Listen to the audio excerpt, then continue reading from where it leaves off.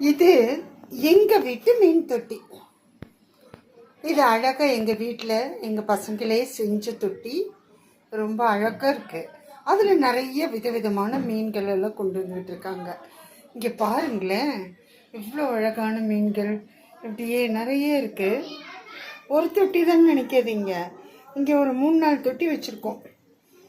எப்பெல்லாம் பொழுது போகலையே அப்போல்லாம் கண்ணாடி வாங்கிட்டு வந்து மீன் தொட்டி செஞ்சு அதில் கலர் கலராக விதவிதமான ஒவ்வொரு டைப்பான மீன்கள் ஒவ்வொரு தொட்டியில் அப்படியெல்லாம் விட்டு ரொம்ப அழகாக பார்த்துக்கிட்டு இருக்காங்க.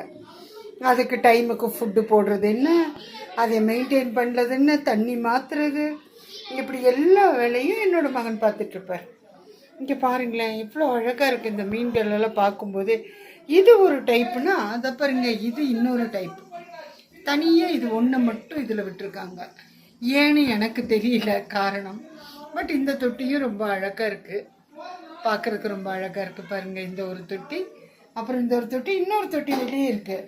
அந்த தொட்டியில் பார்த்திங்கன்னா பொடி பொடி மீன்கள் நிறைய இருக்குது. அப்புறம் ஃப்ளாரான்னு ஒரு மீன், அதுதான் இதுன்னு நினைக்கிறேன், அதுவும் வச்சுருக்குறாங்க இன்னொரு தொட்டியில். உள்ளுக்குள்ளே ஒரு தொட்டியில் தனியாக இப்படி. அப்புறம் அண்டர் கிரவுண்டில் இருக்கிற டேங்க்கில் தனியாக மீன்கள். இப்படி விதவிதமாக மீன்கள் வளர்த்துறது என் பையனோட ஹாபி. உங்களுக்கெல்லாம் பிடிச்சிருக்கா? கண்டிப்பாக பிடிச்சிருக்கும். பாருங்கள், இது ஒரு விஷயம், கண்களுக்கு ரொம்ப இதமாக இருக்கும்னு சொல்லுவாங்க.